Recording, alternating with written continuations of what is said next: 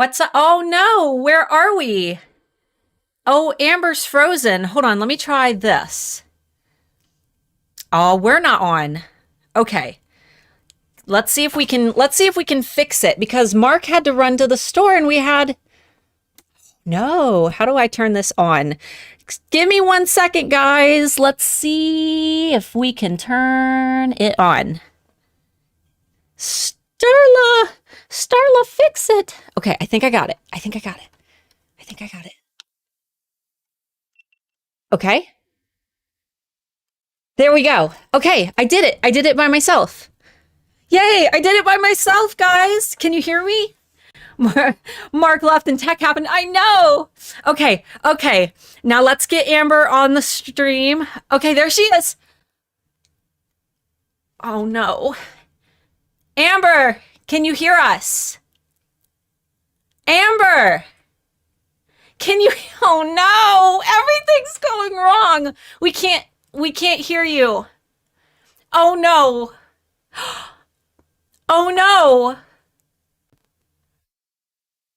Oh, guys, we were going to have Amber answer questions today. Okay. Okay, Amber? Amber, do you just want to come over?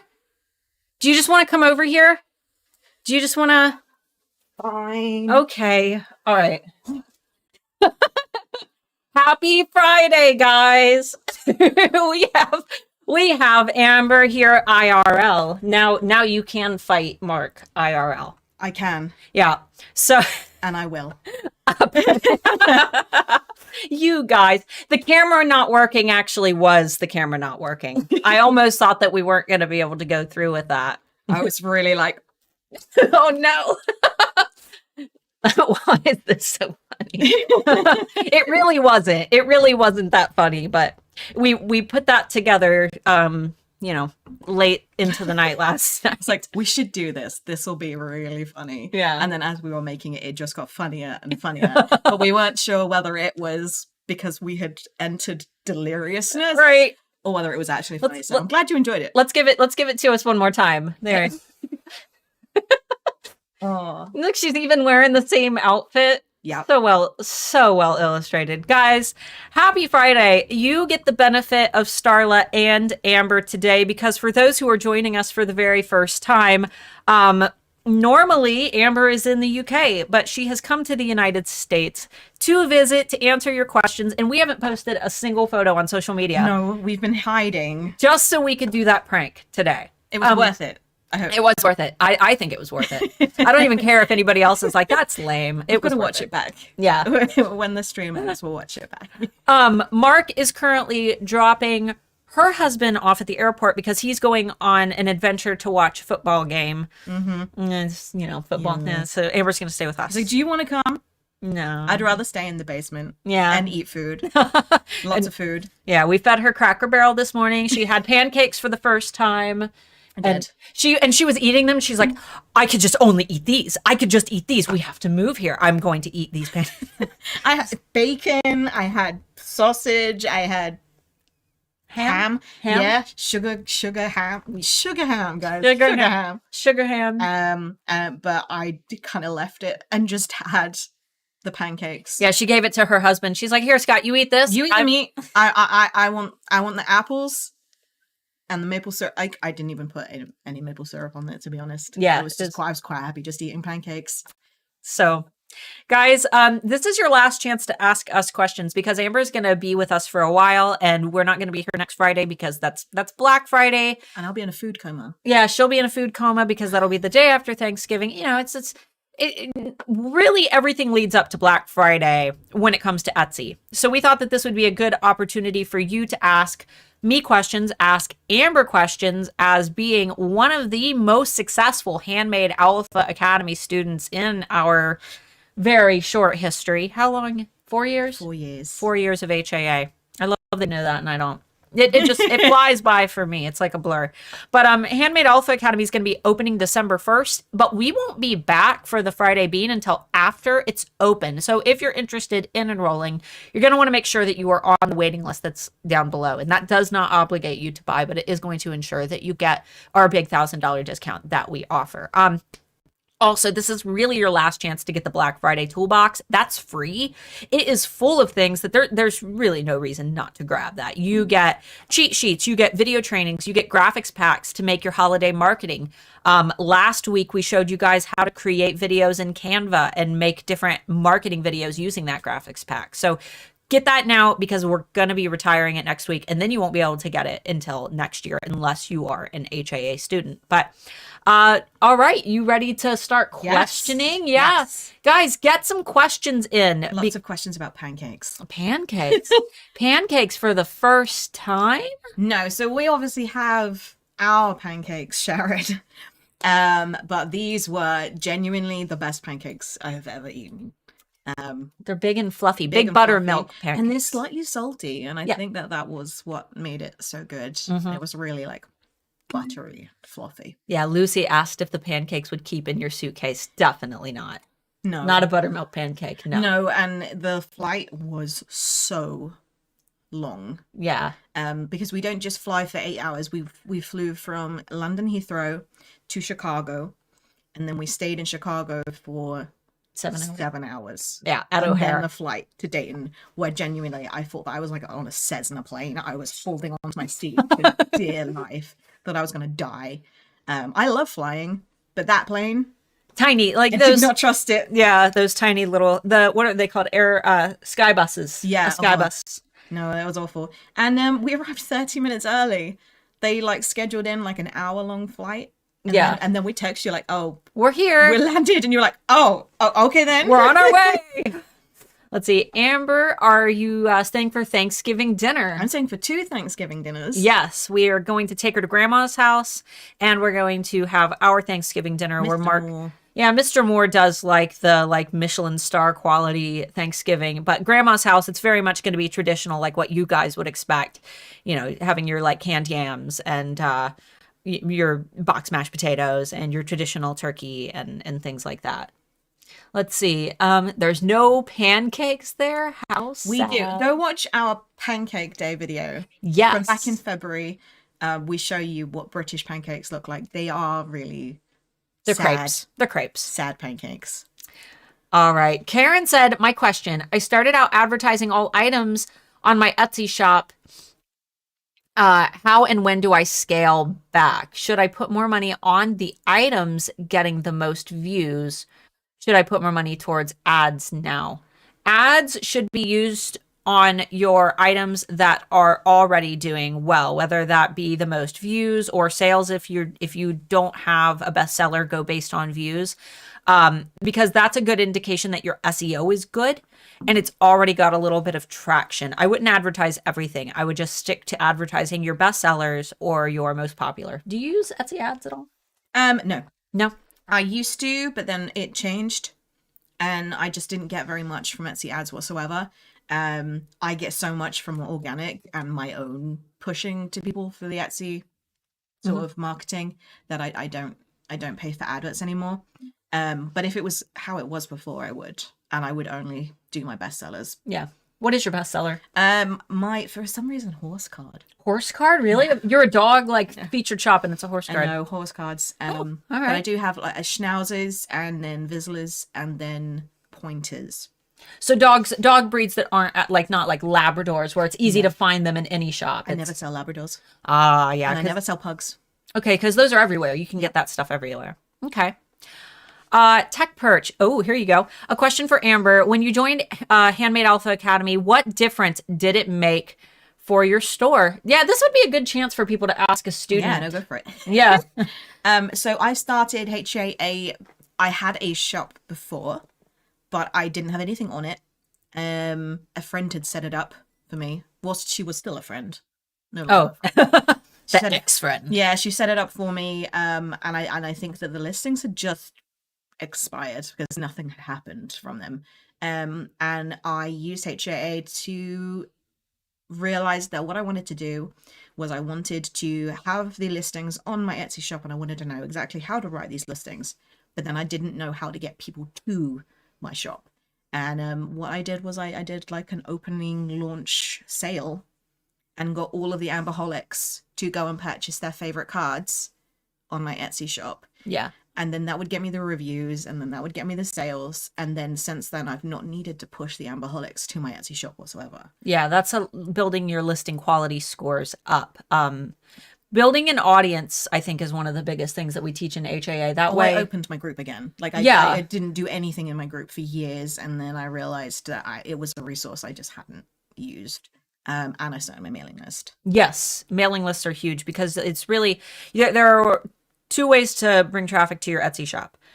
Through Etsy, which, you know, that's you versus every competitor that's out there that sells something similar to you, and trying to win that customer over organically, and direct traffic that you send to your Etsy shop where they only have eyes for you because you have sent them and referred them.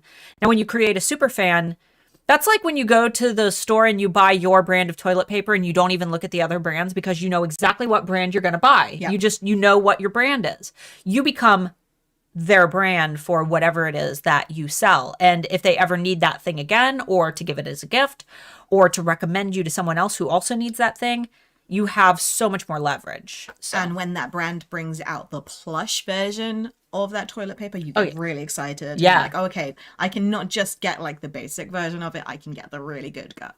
Like the stuff that people wouldn't just buy for the first time to see what it's like. Right. They would go like, no. This is tried and tested. This must be good. Exactly. It costs a little bit more, but it must be really good. Mm-hmm. Yeah. And that's being able to upsell them on premium items, you know, whatever that may be, whether it be toilet paper or whether it be designer jewelry. You know, maybe you traditionally sell things that are sterling silver, but then you release a white gold collection, but somebody's already bought sterling from you, so they know the quality's there. Now they're going to make that extra leap and pay the extra to get the white gold. And that's the stuff that they get their friends. So for example, you get your guest toilet paper out. Oh, for the guest bathroom. The guest bidet. Yeah. Yeah, Mark installed the bidet yesterday, and that's been terrifying. It is terrifying. You don't know what to expect. Let's see. Jimmy said, are sales that important during Black Friday? Yes and no. Hosting a sale is not a must if you can't afford it. I don't recommend you doing it if you can't. There are going to be more shoppers on the platform on Black Friday than any other day of the year. So it's smart to optimize for it because you never know. You never know. Most people, when they're in that buying mood and they're ready to finish up their holiday shopping, they're not really, it's like, oh, well, they didn't host a sale. Oh, well, I'm just going to go ahead and buy it, you know? And there's a difference between sales as in selling and sales as in having a reduced rate on your items. Mm-hmm. So sales during Black Friday as a putting an offer and a discount upon your store for Black Friday, not as important. But sales on Black Friday, I guarantee you will make a sale if you make sure that your SEO is good enough, because there's going to be more shoppers on Etsy than ever before, because everyone goes online to buy things. Yeah. I mean, if you only have like one listing in your shop, it might be hard. Or if your photos are really bad, it might be hard. But if it's like your first year and you just like got your Etsy shop together, this is a good chance to learn, if you don't make sales, to really evaluate, okay, what's my next step for this year? What do I need to improve on? And like, I mean, it is both convenient and inconvenient that Handmade Alpha Academy opens right after Black Friday, because we do it as a New Year's resolution thing and we assume that people want it for Christmas. But yeah, I joined in the summer, but the summer made sure that you were prepared for the holidays. Mm-hmm. But vice versa, if you joined the December 1st launch, you then get prepared earlier. And also you're not as like bad during the summer slump. Yeah. Because you realize, okay, the summer slump, I can use it for this. I can use it for this. I am doing things. So I find that I am the most productive during January because no one is doing anything. Yeah. I'm the one that's posting daily. I'm the one that is sending email campaigns out because I am suddenly free to do all the projects that I couldn't do between September and December. So my mailing list is getting those warm leads again. Whereas everyone else, they're just like, oh, January's Yeah, it's like, need oh, I to get rest. to sit back. I get like, oh, I'm tired after Christmas. Whereas I'm like, yeah, let's go. Let's Yeah. get this new year. Go, go, go. And so you can do that with 𝐁𝐥𝐸, the Christmas version. yeah. I don't know the answer to this one. I've been looking around, maybe not enough, but how do I add on my Etsy shop when I'm going to be at a live event like a craft fair? Do you remember how to do that? I don't, but I'm pretty sure that there are several places where you could put it that would be a benefit if it wasn't a place that you were supposed to put the live events. So you could put it in your banner. If it's a really, really big one, like for example, the day that I do crafts, I'm going to put my booth number. Oh, okay. And the dates and the location, because I think that that's like where all of my target market would go. Yeah. So if it's a big event like that, where it's longer than just a day, because I wouldn't want to change my banner for just a single day. Yeah. But it would be something that people would go, oh, I can go to this shop and I can buy something now on Etsy, or I can go to her booth and you might get a bit more money because you're not spending so much on Etsy fees. But you could put it in your shop announcement. You could do a shop update down at the bottom of your shop. That might be a good place. Anywhere where it's something really easy to change back. Banners aren't as simple to change back. Like you can change it, but then it's like several clicks, whereas a shop announcement, you can type something out and then just delete it immediately and it's really fast. Yeah. Vicky said, where is the graphics pack located? Down below, if you expand the description, there's going to be a little toolbox. It says Black Friday Toolbox. That's what you want to click. Enter your email and the page will immediately pop up, and it's got the graphics pack as well as a video that teaches you how to use it. So that's really important to watch as well. Let's see. Lisa, I'd love to know what the best plugin for Etsy is to put prints of my paintings on there. Is that drop shipping, since it would be printed by a third party? So that's print on demand. It's an integration. Yes. So what you want to do is you want to Google integration Etsy, print on demand, and then you want to add onto your Google search what you want your paintings to be printed on, because lots of different drop shipping places have different things. So for example, there's 𝐤𝐤𝐚, 𝐺OOTEN. There is Printful, there's Printify, and there's Printed Mint. And there's also a few sites that don't have an Etsy integration, but they might have a Shopify integration. So you need to just kind of shop around to see whether you want them printed on a canvas, whether you wanted to print them on like poster paper. And then I would buy one of each from every place. So at least you have some photos of it as well. So you have the actual physical item, but you can test how long it takes to arrive at your house. Test how they ship it. So I discovered that triangle mailing boxes, like poster boxes. Yeah. Wait, that's not English. Like we don't have triangles. Oh, I've only had that happen a couple times. It's They're usually like postage tubes. Yeah. Yeah. But Printful send them in a triangle and it stops the things getting so bent, because if it dents, it's not hitting any of the sides. That makes sense. So I was really impressed with their prints, but I haven't had a canvas from them. I had a canvas from Tina. Oh yeah, that's right. Present. So I now know, okay, she said that was from 𝐤𝐤𝐚. Oh, was that from So 𝐤𝐤𝐚? now we know what the quality of 𝐤𝐤𝐚's canvas is. Tina, are you here, by the way? We opened your presents. We haven't been able to post anything because I can't say that Amber's here and I was going to post a picture. She knew. Oh, she knew that they both came? She was talking to me in the Departures Lounge in Chicago. Oh, okay. She knew. Okay. She obviously knows that I'm going to come back with the things in my suitcase. Yeah. Okay. Let's see. Not even in a Tupperware. No, I think that it's such a long flight that they would be just mush. We brought over loads of British snacks. We brought kettle chips, but apparently you already have them. But they're dust. Those. No, kettle chips. No, those are disgusting. Those hit my palate and I felt like I was eating poison. This is not food. My body I was like, ugh! I didn't want to swallow it. It was so bad. Mark loves them. Yes, he loves them, but they're just so bitter. There is no nothing but bitter. It is the only sense that you get when you eat them. It is like burnt coffee. That's what, tastes like if you crunch on burnt coffee grounds.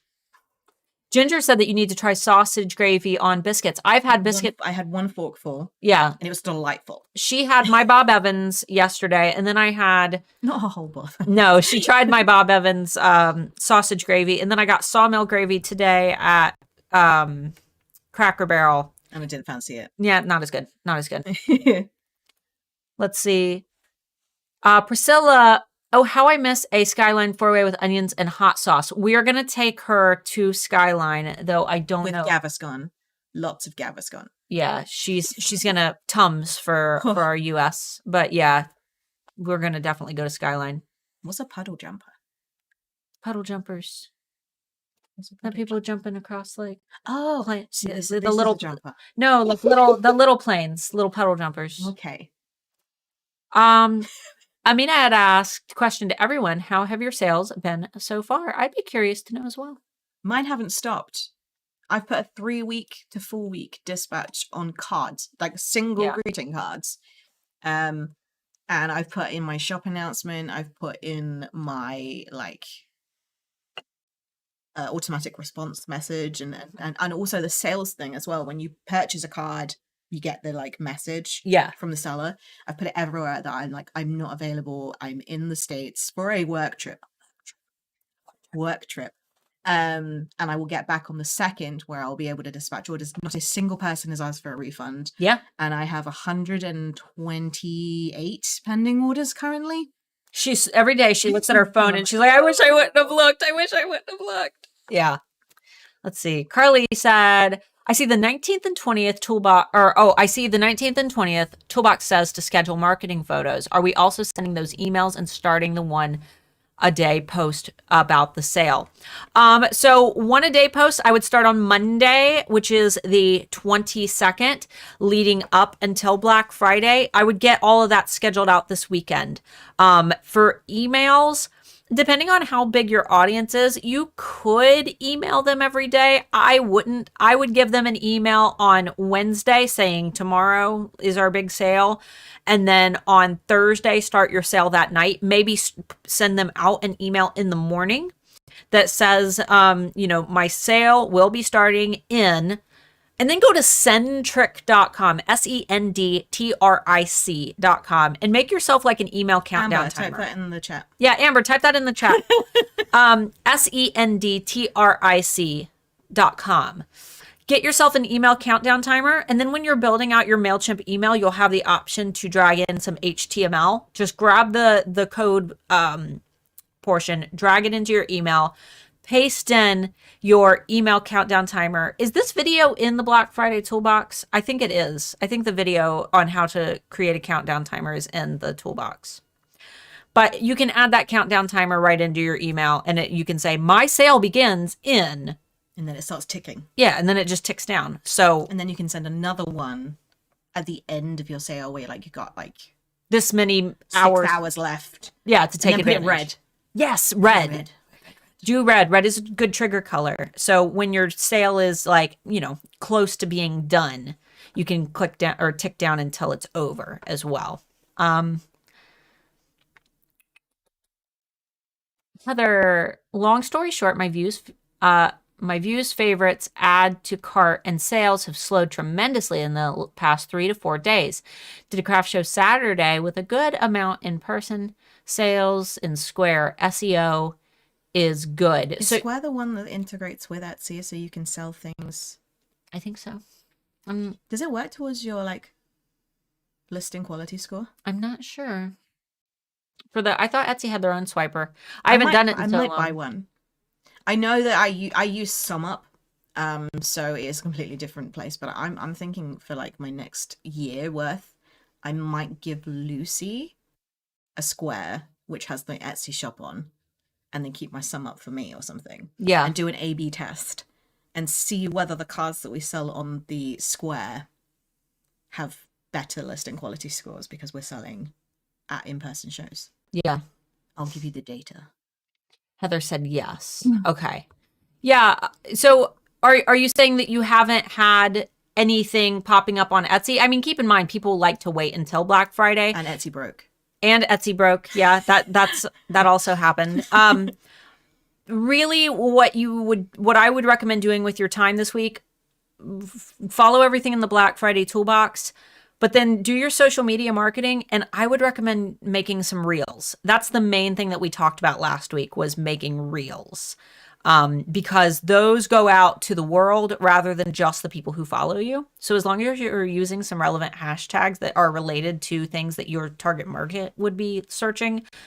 For example, if you sell like coffee scented candles, I wouldn't do hashtag coffee candles. Nobody's searching hashtag coffee candles. No, like cozy aesthetic. Yeah, cozy aesthetic. Fall vibes. Yeah. Sweater weather. Hashtag sweater weather. Yeah. Because I'm not going to be searching for hashtag coffee candle on Instagram. No, you have everybody who has their own Instagram feed has their own aesthetic. Lucy had to teach me this because mine was terrible. I think she went through a deleted load of posts. Very cohesive. It is very cohesive. Yeah. So you would follow hashtags that represent how you like vibe your house. Yeah. No one is vibing their house on coffee candles, but they might be looking for a specific aesthetic, and that's what their feed is. So they would see it. And then it stands out to them because it's like that calls to their interest and their overall vibes. Yeah. Steve had said, Etsy reached out to me to do a free shop optimization Zoom call. Should be interesting. Yeah. One thing I will say is that we've had, like, for example, Pam Duthie, she had somebody come do a shop like optimization, and like 90% of what they said was really, really good. They said a couple things that were kind of off. I don't think that every single Etsy employee is even an expert about Etsy. I think that they have kind of like a checklist script. I've heard it go both ways. I've heard that it's really, really good. I've heard some people recommend things that I wouldn't consider good practice as someone who's been selling on Etsy for a very long time. So just, definitely do it. Like if you're offered that opportunity, absolutely take it, because they could help you with, a lot of things that you might be missing that you were just unaware of. Let's see. Please take her to 111 Flavor House. I have no idea what that is. Me neither. I have never heard of that. Oh no, it zoomed. Okay. Let's see. Maria, is there any advantage to enabling the Cyber 21 sale through the front page default to start on the 17th, or is it the same as manually making your own sale for Thanksgiving? They will have two separate tabs. So they will have a tab that says shop the Cyber 21 sale, and that will take to everybody doing exactly the same sale. But if you were searching for an item that was very specific, then you could click on the side and it says on sale. Okay. And it's two separate sales essentially. So if you're running your own sale, it won't come up in the Etsy side. Yeah. Etsy cyber sale, it won't come up in that search. So you could do either and still get sales. But if I was to do any, I would join the mass sale. Yeah, especially if you don't have like a big social media following. Like if you've got a huge following, like for example, if it were Amber, she wouldn't need to do Etsy's sale. Not right now. I don't want to do it. But if she were Poor Lucy. Yeah, if she were to do her own sale though and just post it in like on her Facebook, everybody would flock to it because she has a big audience. If you don't have a big audience, I would totally recommend doing Etsy sales this year. And don't do a double dip if you don't have a big audience. I don't know if I've said that yet this episode, but in my Black Friday toolbox, I've got my double dip strategy video, which is insanely effective, but you have to have an audience to market it to. Otherwise, you're not going to see results from it. And therefore, you should just do one of Etsy's sales. Let's see. I'm using Printful for the first time. Do you use pack-ins and how do they work? I'm having a little trouble understanding Printful's info page about them. So did we. Warehousing. We struggled with the warehousing, but now they've actually started putting them in, which, we had to send them really ahead of time. Yeah. We sent them in with enough time, but the whole first launch, not a single pack-in got added. Yeah. Because I think that they hadn't set it up yet. Either that or they all printed from the one facility that we didn't. So So basically for warehousing, what you do is you place your order with wherever it is that you want your pack-ins. For example, we did Vistaprint and we did standard postcard front and back. And then you We sent them to two, didn't we? Two different warehouses. Which ones? California and North Carolina, I believe. You can check your items. So if you sell a really specific item that only ships from one warehouse, you know that you can send it to that direct warehouse. Whereas the items that we had chosen were very generic, could be shipped and fulfilled from any. So we had to just throw a dart at a map. And check. Printful will show you where they ship from. But so basically you place your order with your sort facility, and within Printful, you'll see the addresses of multiple warehouses. You choose which warehouse that you want. So for us, we had the option of, there were 2 in North Carolina, 1 in California. New York. I think there were only 3 in the U.S. 3 in the U.S. And then what's the one that's closest to you? So we have Latvia and Spain. So we didn't do Latvia and Spain. No. We only did one North Carolina, and we did the California one. And we took the addresses that Printful gave us for those sort facilities, and we put them into Printful for them to be shipped there. And they then had to approve the design as well. They had to approve the design of the pack-ins. I'm not really sure, there wasn't any criteria that we had to follow requirements for this design pack-in. No. But they had to approve it. You probably had to make sure that it wasn't inappropriate or something like that. Yeah. And then you had to give them the tracking numbers, I think. Yes, for the packages. You could put the tracking numbers in to Printful so that they knew when to expect your package. You also had to put the size and the quantity. So they know how much they're receiving. That way, if you're sending like a buttload of big, huge boxes, they know to have space for that. And then they put them on a shelf that is dedicated to your shop. And once they've arrived and they have unpacked them, which I don't think we'd even realized that they hadn't unpacked them yet, they will give you a tally on your warehousing screen of how many pack-ins are left and how many have been used and the cost. I think it was like 20 cents per pack-in. Yeah. Or something ridiculous. So we now know how many pack-ins have been put in and how many we've got left, so that when you're running low, you can reorder and ship them again. And you can do anything. It doesn't just have to be packing like inserts. It can be freebies like stickers. It could be, you can warehouse items that Printful itself does not make itself. So if you wanted to have a drop ship only shop, you could send them items that you have bulk made or bulk printed, send them to Printful. They will have a warehouse for you on the shelf, and then any order that you have through your Etsy shop, they will fulfill for you. Yeah. So you could do launches like that if you really, really wanted to have more of a backseat approach where you make up the product, you put it on a shelf, and they deal with it. You hear him? You hear him? Oh, yeah. Muscle car. Yeah. Mr. Moore just pulled up. But there should be videos. I think that's all we did was follow videos and guides and things to figure it out. So it is kind of a headache, though. It was frustrating knowing that orders were being shipped out and didn't have them. And also we were kind of confused by the fact that you would have had to have shipped a box to every single warehouse about a month in advance. Yeah. For them to have even put a pack into every order. So I think it is a lucky dip who gets the pack in and who doesn't. Unless you want to ship them to every single warehouse, which can get expensive. It costs a lot. Yeah. So how do you post a gift certificate for my Etsy store? You would have to set up a discount code just for your store, and then you have to give it as like a coupon code to that person only. It's not very user friendly. No, it would be more, Etsy has gift certificates that can be used in any store. I don't know if there's a practical way to create a discount code exclusively for your store. Apart from a discount code. But then they still have to spend like a certain amount, right? And there's also a case where, so you sell the custom listing or you sell the gift certificate on your Etsy store to the buyer. They then give the gift certificate to the recipient, who can then spend it on your store. They come to your store, they use it, but you have paid Etsy fees on every single transaction. So actually, when they have purchased a $50 gift certificate, how much of that do you actually get? And then when the buyer comes to buy it again, it's the same currency. They've still got $50 to spend, but then you get nothing.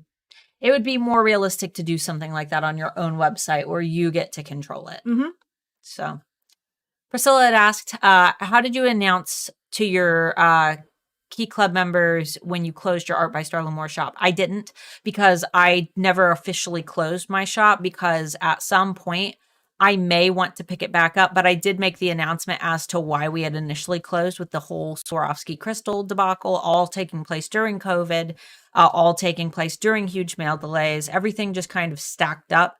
But there has been no official announcement, because I'm not for sure if I'm never going to do it again. It's just right now, it's not a practical time. And with us working on Alpha Adapt and then doing a huge, lots of additions to Handmade Alpha Academy, I don't have a lot clear on my calendar right now. Updates and projects. Yes. And I have a book coming out in January, and we've got our podcast. So we've got and a lot. plus other ideas. Yeah. So many. What do you think about the new tool on the new Etsy app, Explore? Do you think it is effective to reach more sales? Explore kind of gives you like a random assortment of items kind of curated to you.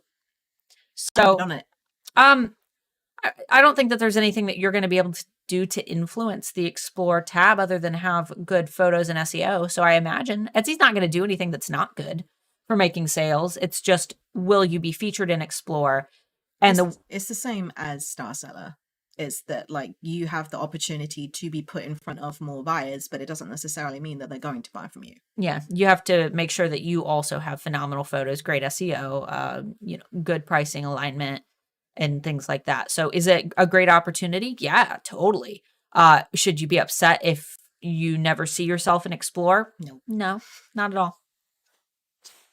Let's see. I sell only one-time buys. No, you don't. I know what you make. No, you don't. Should I spend more time marketing to existing customers or trying to get new customers? Both. Absolutely both. And just because you sell something that you feel is a one-time buy, it doesn't mean that they won't buy something for someone else. You do like wooden boxes and decor and things like that, right? That is so not a one-time buy. That is something that could be, oh, I need another one. I need one for this room of the house. I need to buy one for my mom who saw it and thought that it was really pretty. You could absolutely sell more. I hear that a lot with weddings where they're like, this is a one-time buy. I'm like, well, for one, portraits are a one-time buy. Portraits are a one-time buy? Yeah, portraits are a one-time buy. I wouldn't bother. Don't bother. It's a one you could just gonna give up. Just why do I bother? Yeah. No, I literally I sell to one customer and then that's it. That's the end of the transaction, guys. Yeah. No. Why am I here? Yeah. Why am I here? No. That was a lie. Yeah. That was an absolute lie. I was like, really? What? No. You can make one-time buys into anything if you capture that right moment of it being a purchase. Yeah, a perfect experience for that customer. Mm-hmm. Yeah. And even if that one, so for example, the weddings are a good example. I have been married once, and I'm hopefully married once, but I have gone through 3 weddings in the last year where I have given my cake lady details to every single person, and they have gone through her and they have got a cake. And then the 30th birthday, they got him a cake from the same lady. So it's a one-time purchase, but it's not just that. It turns into multiples because you have such a good buyer experience that you don't just trust it for your own purchase. You are now giving the details to your friends and to your family members, and then you buy it as an item for them. So we bought a box, like a wooden box with an engraved Scott and Amber on it. Mm-hmm. And that's where we put all of our wedding cards and our champagne flute and our horseshoe and all of that rubbish that you don't really want out on the floor and looking at it and in shelves. So we put it all in a box.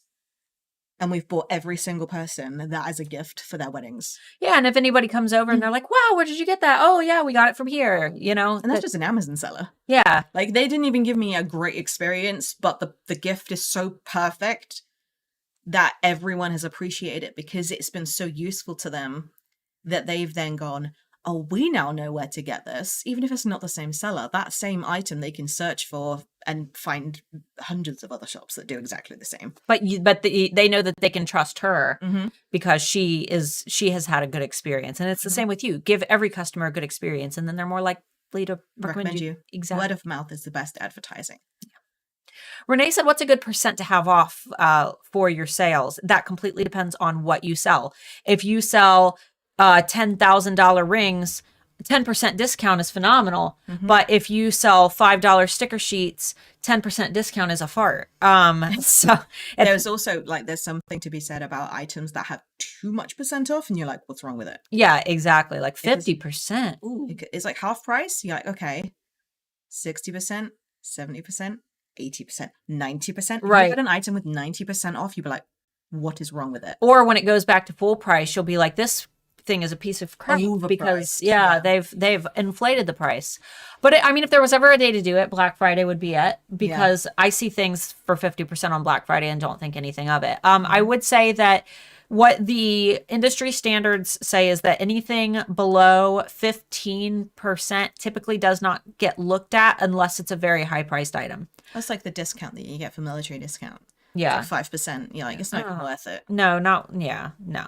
So I would say if you sell, just a moderately priced, we'll say anything from $15 to $100, $200, I would try to aim for above 15%, but really it just depends on what you can do. And if you're double dipping as well, that yes. adds well. Yeah. Let's see. Well, what do you do in January? A new launch? A special? I think that was a whole Trello board of stuff I've been curating throughout the year, of things I've wanted to do, I've been itching to do. I just haven't had the time to sit down and just go, okay, I need to do this. Number one, accounts. I want to go through and do my accounting again. I did it for fair. Bloody fair. I did it for fair. I had to do my accounts way early to be able to even get paid. And I did it, and I had made over 6 figures this year. But I think that's a lie. I think I did my accounts wrong, and I don't trust it. Even if I have made it, I want to double check because I don't want to have rushed it. So I need to go back through and make sure that I'm paying the right amount of tax. Maybe even speak to my accountant and go through it with her, ask her advice. Now I am 6 figures. What do I do now? Is there something that I need to be changing now that I'm above that tax bracket? Now that I'm above the VAT thing that you have to declare? So that's one of the things. And another thing is plan out my year when I know that I have nothing currently on that is requiring me to have my full attention. January for me, one of the busiest months. And it's not necessarily because of sales, but it's also not necessarily because of projects. To me, April onwards is dead. Absolutely dead. And I look forward to those months. But I had to have had the preparation in January to survive through those months. Yeah. And rationing out money as well. I think that a lot of sellers will have a great holiday season, but then they don't think to ration out through the slow months. Yeah. And those New Year's resolutions that you set, don't necessarily set New Year's resolutions, but also set some New Year's goals. It's a new year. Come up with some goals. This year, I want to be debt free with my business. This year, I want to have a $10,000 month. This year, I want to hit 15,000 sales on Etsy. This year, I want to have 3 consecutive months of star seller. You could be as specific or as broad or as easy or as challenging as you want with your goals. But those are the things that you can strive for as a business that not necessarily your competitors are going to be striving for. And it gives you that sense of achievement when you do it. So I'm going to go through and come up with some challenges because it makes it fun. Oh, yeah. And then me and Lucy could like try and compete against each other to try and get the most sales at a live event.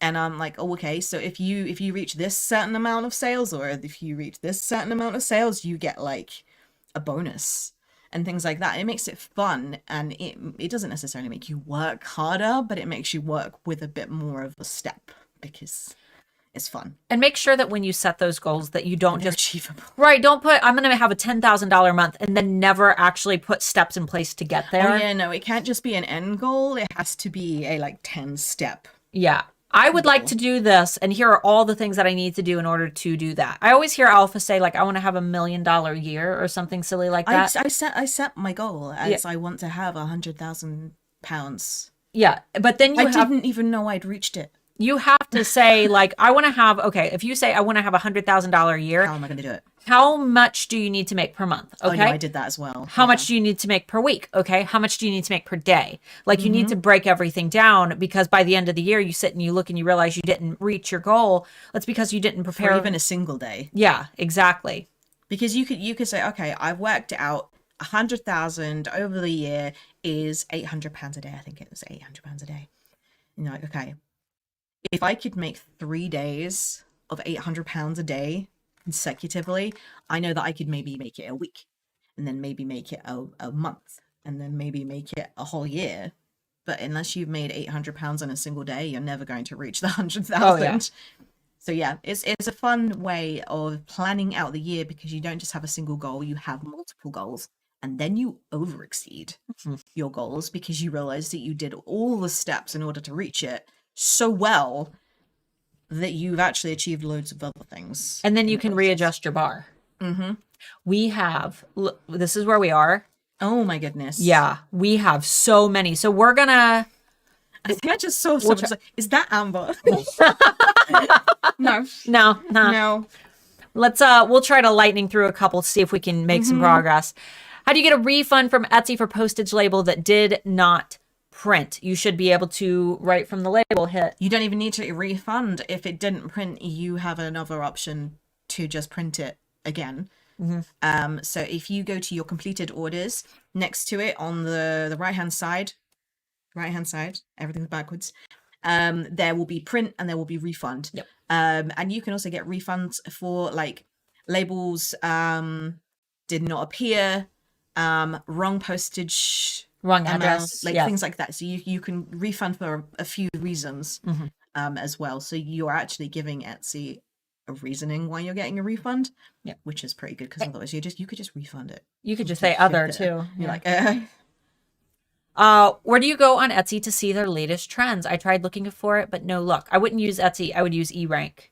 Yes. Or if you're on Etsy and you want to know, homepage of Etsy, scroll down and there are like 3 sections. Circles? Yeah. Click on one of them. It doesn't matter which one. And then it will take you to the Etsy picks, and you can select a category, so like a section. So like an aesthetic. But I would recommend doing eRank's Trend Buzz, because that will show you the numbers overall for what people are actually searching for specifically, not just what Etsy is featuring. Well, Etsy pick just random stuff, and they hope that that's what's going to trend rather than what's being searched for. The Etsy picks aren't necessarily what's trending, it's what they're hoping for people to trend. They're trying to make them trend. Yeah. They're trying to make fetch happen. Yeah. Fetch. I forgot about that. And I'm glad I didn't know whether that was a reference. You just didn't get. And you're like, yes, no, I got that. That's so fetch. I had a 19K month in January of 2021. I don't advertise or send any traffic of my own to Etsy shop. I'm a seller of photography. Do you think it matters what you're selling? I think it must. Absolutely. You can't sell. If I offered you guys this pen and I said, this pen is $50, would you guys buy it? No, you wouldn't, because what's the justification by me selling this $50 pen? If I, it absolutely matters. You have to make sure that there's a target market. And part of HAA, we talk about the nudist Buddhist idea. Yes. Where some products are just too weird. Like they're so strange that too niche. They're too niche. You have to be able to do target market research and determine if you also I don't think you couldn't make that amount of money on custom single run items because you can't produce it fast enough to be able to ever have another £19,000. Yeah. Because you would get, if you got a £19,000 month, the whole of the next 6 months you would be sat making them. I mean, I did custom portraits and I would do a sale where I would sell like pretty much the entire year worth of custom commissions. I'm still doing them, guys, and I did that in January. Like, it needs to be a replicable industry. But what she's done, she's free. Hello, Mr. Moore. There he is. Would you like your chair back? Yeah, that's okay. Are you sure? You can have mine and I can sit in that one. You don't fit in my chair? Okay. All right. Let's see. To all you great people here, what were things, actions, or tips you'd give a very first Black Friday seller? I only have 10 sales, started 6 months ago. What's something that you would tell yourself as a newbie? Okay. You're the Black Friday queen. Like, I've nothing. Prepare packaging early. Well, yeah. Yes. Okay, so I would say that the number one piece of advice that I would give to a newbie is don't assume that Black Friday does all the work for you, because it doesn't. And if you don't make sales, don't complain. Don't be sad. Don't be upset. Learn. I know that one thing that we all kind of do is we look at the people who do a really like, oh, this person made so many sales on Black Friday. I didn't. Right. Poor me. I'm so sad. Paula, Haas, and Amber and all these alphas made all these sales and I didn't make any and I'm really sad. No, look at what they did. Go study what they did. You can go. And we didn't just do it in the last 48 hours either. We've been planning this whole year going, okay, Black Friday. Yeah. We've got this many months to prepare. And it always happens where we have the alphas that joined HAA during the summer and they have these phenomenal years. And then we have the other alphas who they see it, but then they're the alphas who waited until like the week before Black Friday to plan anything. And then they're spiteful that the ones who have been working since summer did so well. And it happens every year. And it's like, that doesn't feel good for anybody. Like, no. That. And it might not be this year that your Black Friday is the best one. It might be the next year. Like, for example, I'm not doing Black Friday this year. I'm probably going to put a sale on my Etsy shop, but there is absolutely no way that I would be able to do anything specific because I'm not there. But next year I will be planning something specifically for Black Friday because I don't know, actually. You'll be done with commissions. Do you want me to come back? Yeah. Sure. You're no welcome. Go away. Go back home. Here's a good one for Amber. Is Etsy sales better than a website? That's super duper subjective. Very subjective. Yes. But we'll let Amber share her experience and she has both. So the Amberholics shop on my website, completely random strangers shop from my Etsy shop. It is a funnel because the people that shop from my Etsy shop will receive the items that they ordered, but they will get an insert that says, did you know that for like every one item I have on my Etsy shop, I have 7 more of the same breed on my website. Like, if you want more of your breed, there is an entire shop for your breed on my website. It's a really well worded insert. And they all end up going to my website. Yep. And you just can't message them on Etsy and drive them to your website. But once you ship that package and you have a little cardboard thing that says, oh, did you not find exactly what you wanted? Well, my website has tons of things that you love your breed. There's an entire shop for your breed. And then I also give a discount code within every package for 10% off. Website only. Yeah. And then, it's on Etsy. Oh, okay. But I say on my website. So if they type the discount code, they still get the 10%. But if they go to my website, they get the 10% off. And they also get the pop-up for my mailing list, whereas you can't do that on Etsy. Yeah. So, like, website is easier to generate so many more things because you have a lot more customization. Customizability. Yeah. Etsy's very pretty, and you can make your websites just as pretty, but it takes a hell of a lot more work to make your websites pretty. And there's upkeep. Upkeep, yep. It's a lot more expensive. I mean, for what I pay in Etsy fees is easy. I don't have to handle anything really. Whereas my website, oh my god, it crashes every couple You months. don't have to worry about losing out on your website specifically, like if you forget to renew your domain and then somebody buys it out from under you because you're successful and then you have to buy it back for like $10,000. Oh, and I'm 90% of my hosting plan as well. Yep. And I have, I did 147 out of 203 breeds, and I've still got that many breeds left to add, and I'm at 90% capacity. And then I'm looking at the next tariff, and it's £60 a month or $60 a month, and I'm like, I mean, I make that on my website, but do I have that in profit that I can just go, nah, $60 a month, that's fine. Right. Like, that's it. It's a big investment for me to do that. So I am towing the line both on my mailing list and my website. Because you're looking at another just over £700 a year. I'm deleting things that don't do as well, just so I have the space for things that I know do well. And it has really slowed my website down as well. Like, it takes ages for people to purchase, and then like, now am I losing people because it takes too long? So I send people both places. I'm like, I have an Etsy shop and I also have a website. And You can compress files too. Well, we can go into that after the Friday being. We might we be have able to help so you. many messages. Oh my god. We might be able to help you out actually compressing those down. We have the same issue with our website. Charlie said, so is it your first time in the US? What's Yes. your first impression? Everything is huge. I went to the airport toilet and I just I had to do a run and jump to get on the airport toilet just to have a toilet, like go to the toilet. Yeah, everything is huge. And everything smells amazing. Like, every person that walks past, they have like a really strong perfume, but it doesn't smell like they're like cloying at the back of your throat. Like, everything smells Nice. so good. What's my house smell like? Your house smells like candles constantly, but different flavored candles. All I bakery. can't even smell them anymore. Yeah. So we're nose blind to it.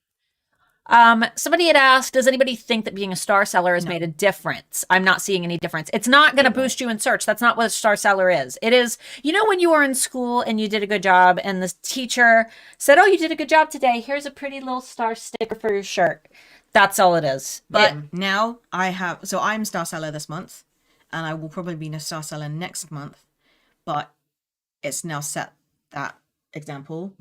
And now I'm like, oh, if I was star seller this month, but people come to my shop and I'm not star seller next month, do they think that I did something wrong for me to not have that badge? That's now I have to do it every month. Yeah. That's something that they did after Etsy purchased Reverb, because Reverb has that. And on Reverb, that means something, because anybody can jump on Reverb, resell pieces of equipment, but I think they're priority sellers, or so they have a name just like that. And looking for that means something on Reverb, because you know you're buying from somebody that's actually telling the truth about their product, but they're not selling original products. Yeah. On Etsy they are, so it doesn't really mean as much, because it's not gonna like verify their authenticity. You don't know what you're going to be receiving anyway. Whereas when you buy a piece of music equipment, you know exactly what you're expecting when it shows up at the door.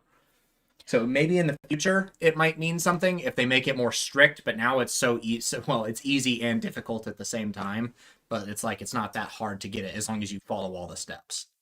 We're getting a mix of questions about Amber being here and There was one Etsy. above it, and it really She's not really here. It's a green. Is there a specific place to look for a shipping label refund status? Yes, if you go to the completed order, it will say refunded. It will also show you how many labels you've purchased for that same order. So if you've kept on refunding or you've shipped it in multiple packages, you can see every single shipping label and every single tracking number. All right, so we'll keep this one. We'll try to keep the Amber and Starla questions quick. Yeah. Because we could go on and on about those. Yep. Amber, what did you take to the US for Mark and Starla to try? I brought custard creams, bourbon biscuits, rich tea biscuits. What's it's quavers, hobnobs, wagon wheels. You tried them and you said that they were very like moon pies, and then you put into it and you went, this is not a moon pie at all. It's a crunchy moon pie. Quiglets. Mark likes them. I love those. Starla hates them. Nasty. I brought Marmite. We were going to make you a custom label that says the Moors, but I just ran out of time. And I brought kettle chips, but apparently you We already have kettle them, chips. and they turn to powder. They're just dust. So yeah. Nice to meet Amber in person. Welcome to the US. What's the name of your shop so we can check it out? So on Etsy, it is Amber Marie's. Studio because It's Amber Marie's. Yep, Amber Marie Studio I didn't is already taken. Wait, they can go to, if you guys go to handmadealphaacademy.com. It's also she's featured. Yeah, it should just be like you type in Amber Marie Studio, I should come up because it's in all of my SEO. Yeah, if you just Google Amber Marie Studio, it should pop right up and just look Make sure for. you include studio. Yeah, look for dog. Yeah, if you just search. Just don't ever search for just a single woman's name. Yeah, you get lots of like inappropriate photos. But if you search Amber Marie Studio, look for the pet portraits, and that's her. Let's see. Are countdown timers able to be used in social media posts? They are not, unfortunately, and we experimented with it. I tried it because I thought it would be cool for one of my shows, and they work until you refresh the page, and then they start over. Yeah. So there might be a way if you're like a genius at programming, but I feel like Facebook and places like that are gonna get you for that. So My dog removal and item for me that I will drop off to her, but Etsy requires a tracking number. Is there a way around this? Not one that you're supposed to say live. Oh no. You can just type anything, but UK anyway. You can type any Genuinely, number. because I shipped. So somebody bought 2 items and I shipped them together because there's free shipping. And I literally just typed in other, and it went, "Yep, that's a tracking number." But that was UK, so I'm not really sure. Okay. I thought that people could just select like collection or something on a shipping type, but apparently not. What happened? Doesn't Etsy take the 5% cut on Square synced sales? No idea. That you do in person? Yeah, we're not sure. I've never used. We've used Square, but not synced with Etsy. I like Square like as a device. That's how we do his band merch. Okay. Super seamless. I've done the PayPal one before. The PayPal swipe. It's a pain in the ass. Squares, The like, Squares. it's like percent plus 10 cents or something like that. Yeah, I really like it, but it might take more because it's also with I Etsy. really like SumUp, but it's not integrated with Etsy. Ooh, oh my God, I've done around 15 reels since last Friday. I'm really surprised. Got so many views, and they got more views every day. Haven't seen results on sales yet, but I'm really surprised about the reach. They might be waiting. They might be waiting for ready to buy. They're waiting for either the Black Friday sales or they're waiting for them to be paid so that they can get Christmas orders. Or make sure that your last page of your reel gives them a call to action. So for example, we do a podcast every week for like a vampire romance series that we read. Don't ask. Don't ask. But the very last page of the reel says what episode it is, like episode 12. And find us on. And then it's got like Spotify, YouTube, all the places where they go. We tell them what we want them to do. If you're just showcasing an item, you're not telling them what you want them to do. So I would say follow me or follow my profile, follow at your profile name. That way they know where to go next. Shop us on Black Friday. Yes, exactly. Use code blah, blah, blah for X% off. You could do a code specifically at the end of your reels to see where your sales are coming from, because you would never know whether your sales come from your reels. Yeah. Unless you did something that was like a tracking algorithm. You could do like a code like Instagram Reel. Use code Instagram Reel for a secret 15%. Real vampires don't sparkle. 100% agree with you. No, we got you. It's not a Twilight podcast. God, there's enough of those. No, ours is way cheesier than that. I know Etsy's algorithm likes items that have sold recently, but what about variations on an item that is recently sold? Doesn't matter. It's the same item. Yeah, it's the same item. It's the same. Yeah, But it will show up. I think within like sold items, that variation will show up as the thumbnail if you've set images Yeah. as the item. Is that Amber? Whoa, hey, lady. No, I'm completely green screened. Yeah, she is a hologram. I'm a fiction of your I bought that hologram technology they did with Tupac a few years back. Yes. 111 Flavor House. Have you heard of it? Never heard of that. They keep saying we need to take her to 111. It's got best mac and cheese. Never heard of that. Oh, I've got to try Mark's mac and cheese yet. He makes, what is it, $90 mac and cheese? It costs about $90. Yeah. $90 mac and cheese. He only makes it on the holidays. We're going on vacation mode Monday to try and catch up on orders because we're falling too far behind. That's totally fine. To do it. Orders just haven't stopped. When would you reopen? Thursday evening or wait until midnight? Whenever you can. Yeah, whenever. That really doesn't matter. It also depends on how long it takes you to catch up. Yeah. Like if you do all of your orders in one day, holiday mode isn't going to do much to stop Yeah, she went on vacation mode for a couple days and came back. Didn't And matter. And then Etsy broke the Yeah. day that I opened again. And yeah, nothing happened. It just was down completely. It was error 404 everywhere. And then yeah, like I left with 20 orders pending. Mhm. And I And- left on Wednesday. Yeah. Wednesday. Yeah. I got here and I'm at 128 pending orders or something. And I'm like, great. Yeah, the whole internet broke. Sorry, Lucy. Gary said, how do you do the Etsy sale? So like the big Etsy, how do you participate in that? So if you go to the Etsy homepage, there should be a like cyber sale. And that's where the viewers go. But the cyber sale, to be like joining as a seller, it tends to be on your dashboard. Like it's like join Join our Etsy. site-wide Yeah. sale. But sometimes I don't get invited. Hmm. And I feel like they don't like me. They're like, we don't want to give you any more sales. Too many. Pack-ins didn't come to the UK, right? I didn't get one. No, we didn't get any from Spain or Latvia. Didn't get any of the pack-ins. No. I mean, we could over the next couple of months. Yeah, of we doing could- Etsy Adapt. We can every launch we send another box out. Once it's, profitable. When we were first starting out, it was just expensive to start, but But we now also wanted to do it as an experiment as well, like to see whether the pack-ins even made a difference. So and people did notice them. They didn't even know that we did pack-ins until they received one. They're like, wow. Order. Yeah. Amy. If I use Etsy sales and send a coupon to my VIPs, can those coupons be combined? It might be too much of a discount for me. No, so You need can't use a sale and a coupon. Yeah, you have to use Etsy on sale, which is in my double dip video, which is in the Black Friday toolbox. They don't want them to, They do. because it would be too much for them to use a coupon and Oh. sale. They cannot combine an actual sale like you're running on Etsy and a coupon. No, they can't. They do can't. that. It'll take whichever's bigger. Yeah, it'll favor whichever is larger. If you want them to be able to do that, though, you have to use an external app, which is what we talk about when we talk about the double dip. Let's see. Well, people don't think that coupons can stack. How's y'all's Alpha Adapt shop going this season? We haven't had a collection since Halloween No, we haven't. because we've been planning for her trip here. So we've kind of been slowing down. Are we doing a sale for Black Friday? Do you want to? Well, we're interested to see how, because Printful are doing same day dispatch, Yeah. which is an insane offer. Because normally, I don't know how many sales they get per day, but that's a crazy. And I'm just A lot. I'm curious. You want to do it? Because So it's I not. think we should. And see if To see what it goes does. down at all. Like, we want to do these experiments for you guys, so you don't have to. Yep. But at the same time, we don't want anybody to go in and think, oh, we got a same day dispatch, that's guaranteed, and then it not ship. Because for your customers, that would be insanely frustrating. Mhm. Yeah, Well, because you it's still guys you out- saying.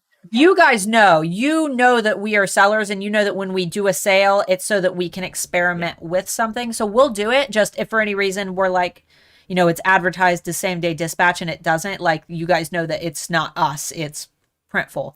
With your customers, though, they don't know that. So And we kind of are going to be doing a lot of things on Black Friday and Thanksgiving. So we're not even sure whether we'd be able to there to answer questions and things like that. that is a worry. To check in on Printful to see whether it's doing the same day dispatch. So I mean, it might happen. It might not.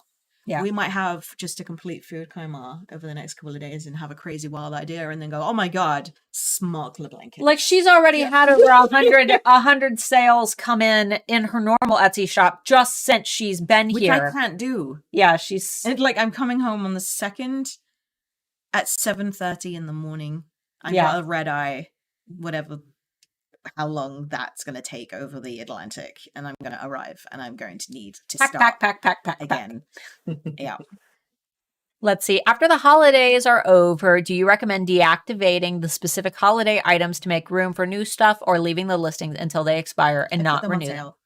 I put them on sale. So Yeah, any I wouldn't take them off right away. Some people buy for the following year. Yeah. I count how many I have in stock Mhm. because I don't want to sell things at a discount that I still need to custom make. So I don't want to have to print any extras. So I count how many I have in stock, and then I put those on sale.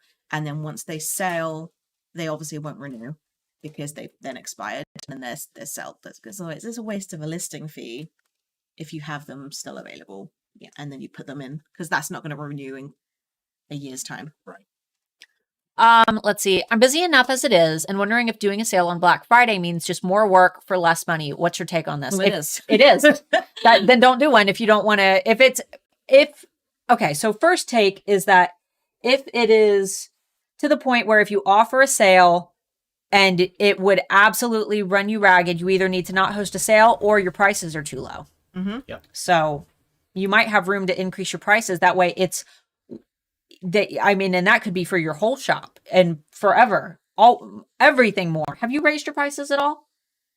What, recently?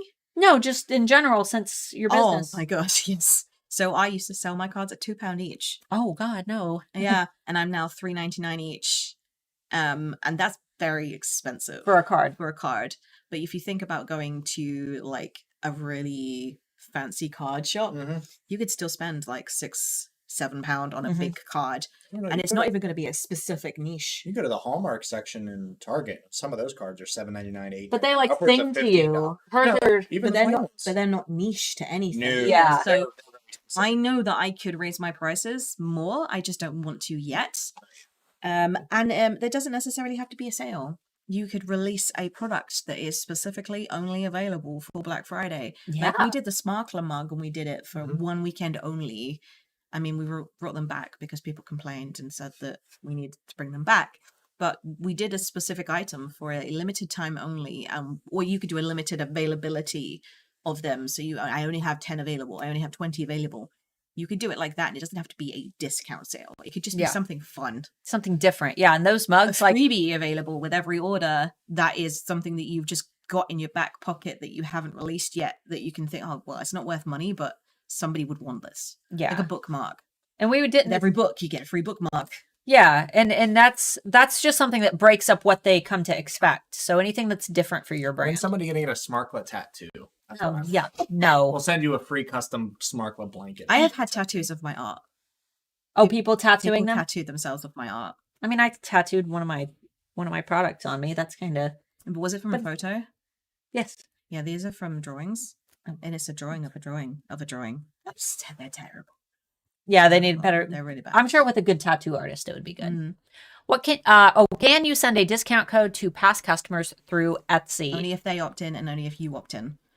So if you go to your marketing section, you go to coupons, you can set a repeat buyer coupon, and you can set an abandoned basket coupon. But your customers who have things in their basket or have already bought something from you, they won't get that discount code unless they opt in for it. But you can set a buyer announcement or whatever it's called, like a receipt. You can put it on your receipt. So if they've ordered something, you can put like enjoy 10% off in your next purchase, and they get it no matter whether they've opted in on or not. Or you can put an insert in there. But you can't go through and message all of your past customers. Why would you want to? or Wouldn't that- email. Yeah, No, that definitely don't email. because that does break Etsy's terms of service, and emailing breaks GDPR and Can Spam Act. So, might be a silly question. Not sure what you mean by joining the Etsy sale. If I'm doing a discount on all my items, does this include me in their sale, or do I sign up for that?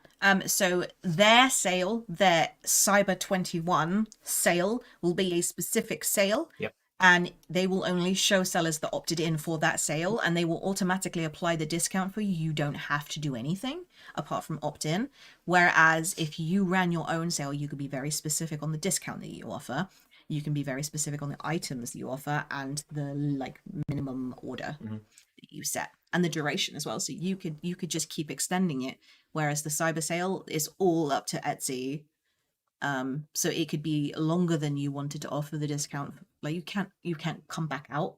You can't end the sale early. If Oh, opt you in. can't? No. Oh, okay. So if you're like, oh, I've got way too many orders and I need to stop, you can't just go end sale early. Yeah, I don't like that. I would prefer to have my own control over it. Control. Yeah. But they don't feature you in there. So it's, If you never make any sales ever, I would go with Etsy's sale. Yeah. Does restocking a sold out item on Etsy affect the item's SEO or ranking? If it has sold, if it is perpetually selling and you restock it, what matters is the fact that it is sold, not that it is sold out and you have restocked it. It's that Etsy identifies that that item has been popular and has sold out. If you leave it sold out for an extended amount of time, it can take a little bit longer for it to climb back up due to lack of engagement, lack of people clicking on it and checking it out. But they might have it in their favorites and it might be in their basket. It is just sold out. So when you renew it, it's back. They get an announcement in their little bell thingy that says an item that previously sold out is now available. Yeah.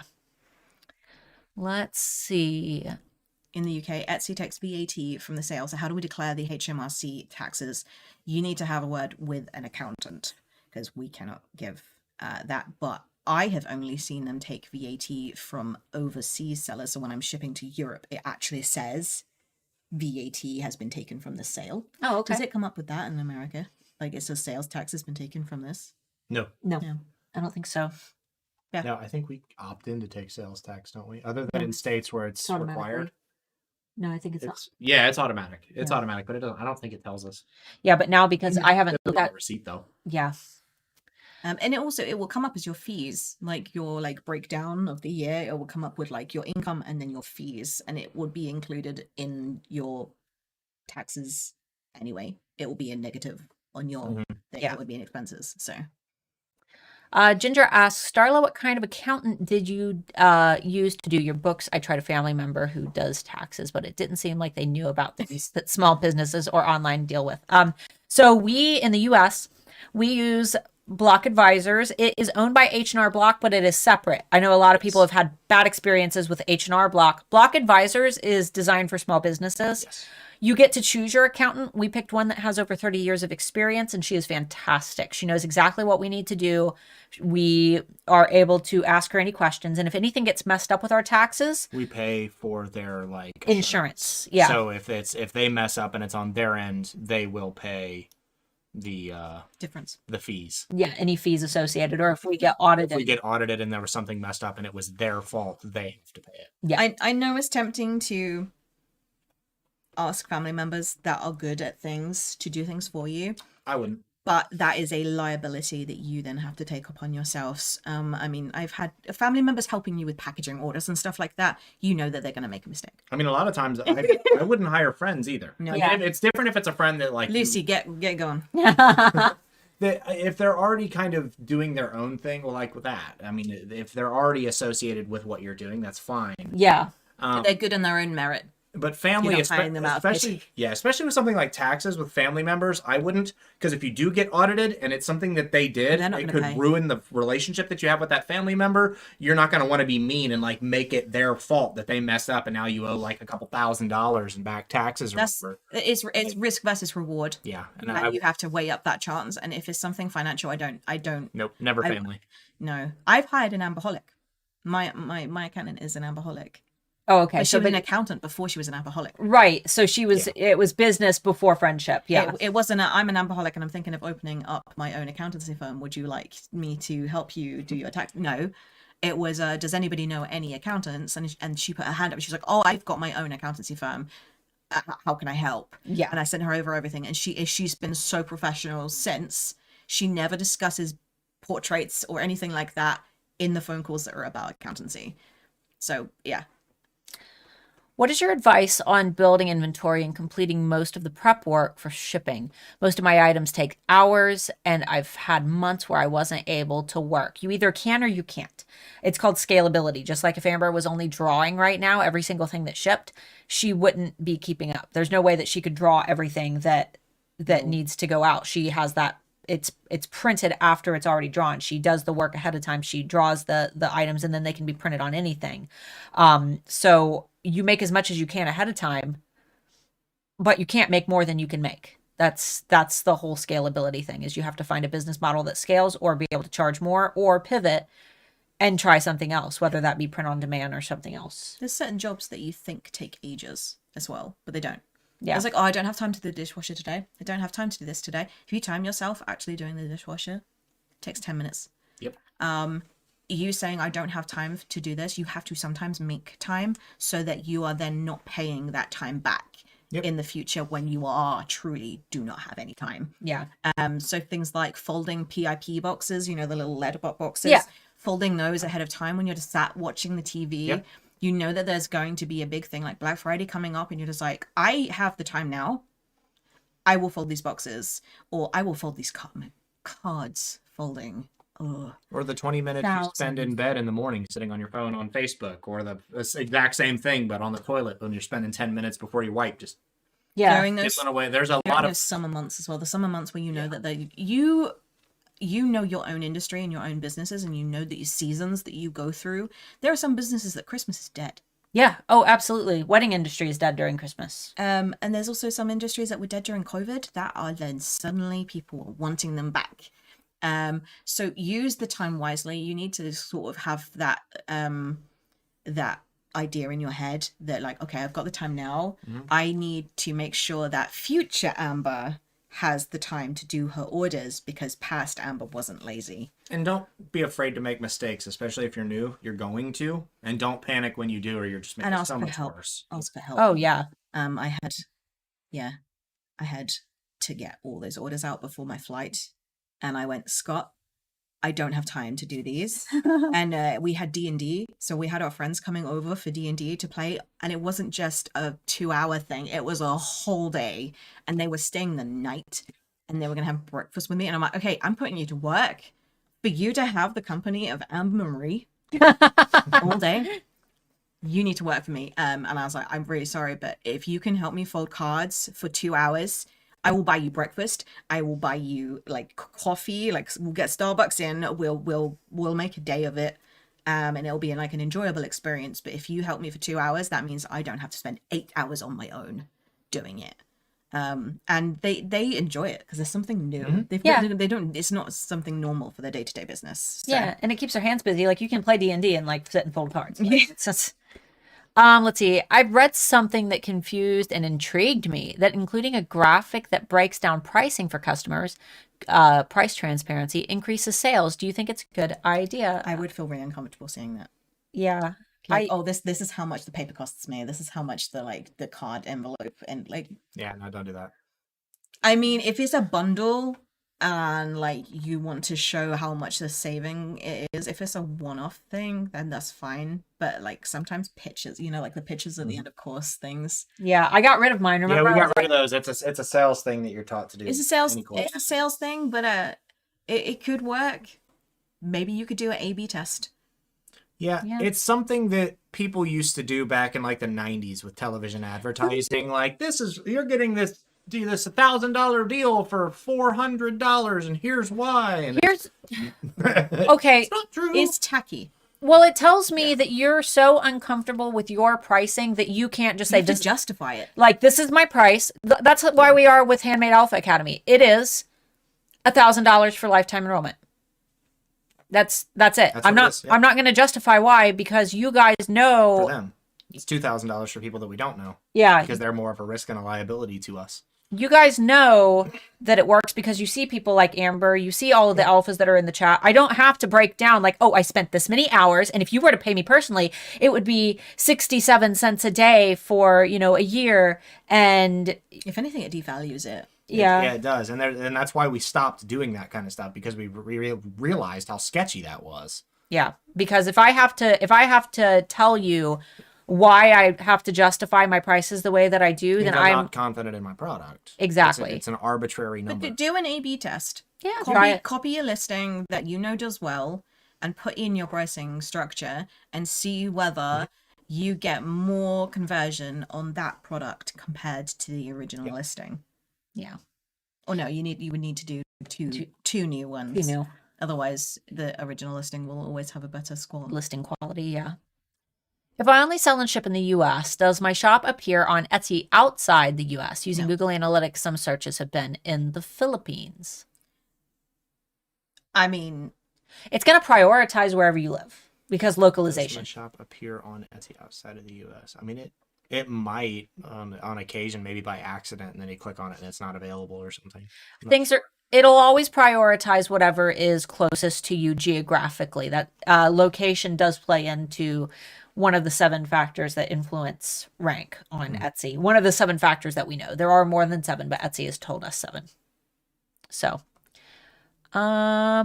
when you say too niche, what would be the examples of that? I'm curious because I feel like mine is. Let us know what it is. Boho bracelets for women between the ages of 30 and 31 that grew up in Philadelphia. I mean, that actually, Like that house. that isn't even too niche. Yes, it is. That's way too niche. Okay. If I told you that I sold hats for cats, that would be okay. Mm-hmm. If I told you that I sold birthday cake scented and bacon flavored hats for cats, cactus shaped hats for cats, that And only birthday cake and bacon scented birthday hats for cats. shaped like Shaped cactuses. with cactuses. And only that. I mean, even then you might still weird people. Yeah, but I probably wouldn't be able Yeah, to but make a living off But of there's it. there's much fewer because So there's always going to be someone that will like and appreciate your product and buy it. Whether or not they see it is a different story. You want but- to have a Venn diagram with the biggest middle bit as possible. So, for example, I sell. So if I pick one of my items, one of my breeds, schnauzers are crazy. People love schnauzers. I sell to not only schnauzer lovers, but people who know somebody with a schnauzer, and then schnauzer breeders, schnauzer enthusiasts, and then people who just love dogs. Yeah, groomers, vets. But I can get as niche as I possibly wanted, but I could also get as broad as I possibly wanted. But the niche people are the ones that get the consistent sales because those are the schnauzer crazy people. Yeah. And even then I can be as niche and say, like, there are certain designs that schnauzer people look at and they go, I don't like that. I don't like dogs that have been anthropomorphized to be wearing birthday hats. But that doesn't mean that I ostracize them because I still have Some with birthday hats. some with birthday hats and some plain. Yeah. I think that you can go too niche and you will still sell. You can sell something to anybody. It's whether you've narrowed your field of search so small to such a small select amount of people that you will never ever be able to get past that tiny section. There's a ceiling. Like I think it was Linda had said something very similar to that about niche jewelry, and it was like Jewish jewelry, but it's we don't know your industry specifically. Like, are the kind of people you're trying to sell to the kind of people that would buy that kind of jewelry? Like, Yeah. look at it from the perspective of the person that you're selling to. Do they would they appreciate the product? Yeah, probably. But would they buy the product? Would they wear the product? Would they use the product? Those are also questions that you have. Do you have a panel of Jewish women who you can speak to about jewelry, who you could ask questions to? Do you know any Jewish women who also look for jewelry that you could identify what they gravitate towards? Could you find a Facebook of Jewish women that you could kind of observe and ask questions to? That because if you can't find that, then it's going to be very hard for them to find you. Yeah, because if there's a gap and your product fills in that gap, but nobody was looking for anything within that gap, then it's too niche. Yeah. A good example of this, I should have told you about this story. On Instagram, and they might have deleted their page, there was a German company started by 3 men called Pinky Gloves. I believe it was German. Pinky Gloves. Okay. They were gloves that women were supposed to take into the restroom with them to remove sanitary products. Right. So they wouldn't get blood on their hands. And then they were supposed to remove their gloves and put them in the trash. And they were talking about how unsanitary your blood is. Women ripped these men apart. I can imagine. Like there is nothing shameful, disgusting. We know how to remove our own products. We don't need and it was just the men were talking. And they were just like talking about how women get it all over their hands. And like, do you know a woman? It was funny because you would watch them and it was so genuine. Like it wasn't. They like, really thought they were. It wasn't helping. intentionally ignorant. They thought they were doing something good. But you could It was tell just, they made it. they'd never talked to a woman to see if Ever. it's They didn't matter. They'd never talked to a woman. they never talked to a woman to ask if they needed it, if they would need a product like that. Was funny. So you have to make sure that what you're making is something that the customer needs. Now, when I But it's hear not even that, like, that could have been such a specific thing that people had bought it, but not necessarily for the function that they had planned it for. they could have just made pink plastic gloves. Exactly. And even if they had sold them for the specific thing of like sanitary gloves to keep in your pocket, they're small, they come in a little pouch that you can like dispose. If they And, wouldn't like, have mansplained the product. Exactly. If they hadn't have put across such a We are men helping you. it's a front. Yeah. They've put forward a brand image that is so repulsive Mhm. that they wouldn't have sold to anybody, whether the product was made for specific people or not. Yeah. It's a niche, and we could have sold to that niche. Yeah, we could have pulled that off. They could have sold it to men. That would have been their like primary demographic, like sell it to men to give to their girlfriends, like ignorant men. That would have been a hilarious. And then the women, then That the would have been girlfriends. hilarious because then it wouldn't Yeah. be them that they were mad at. It would be Yeah. the boyfriends Yeah. that are there. Yeah. You know what I think mean? we need things? Why did this product exist? It's not needed. Yeah. But if they were called Pinky Gloves, they had an Instagram. It's probably gone now. If not, their comments have been shut off. No, I don't have. I'll look it up. But they could have used that marketing as hype, and they did it wrong. Yeah, they They didn't didn't. even do it ironically. They goofed it. You want to grab the next one and I'll look it up? Yeah, she is. I'm struggling getting buyers despite traffic. I'm aware of my market value, which is what makes me so concerned. I started this spring, but I want to create more. How patient is too patient? What do you mean by you're aware of your market value, which is why you're concerned? Do you mean that you're not getting sales, but you know that you're really Like your good? product is worth it, you mean? How patient is too patient? I guess I should have been listening. I'm struggling to get totally. buyers. I'm aware of my market value. I started this spring. So she's still struggling to get buyers since spring, and she wants to create more, but how patient is too patient? Where are you on social media? Because have you created your brand and now you're waiting? Don't wait. There should never be a point where you're waiting. You should always be moving. And if you're getting traffic and not making any sales, then something in the machine isn't clicking. Oh no. Like Download. something Oh, isn't dear. something in the process between them arriving and buying isn't working right. So like, is there something wrong with your pictures? Is your pricing good? Like there's a lot that could be wrong there. That's amazing. So the page itself for Pinky Gloves is still there, but there's nothing on it. They've deleted all posts. But if you look up hashtag, Oh no, I was there for it. That's amazing. just search hashtag Pinky Gloves and then look at everything that was posted under that, and you'll see the uproar that they caused, not knowing about their target market before creating a product. It's a great example. I'll probably put it in HAA. It's really negative hype.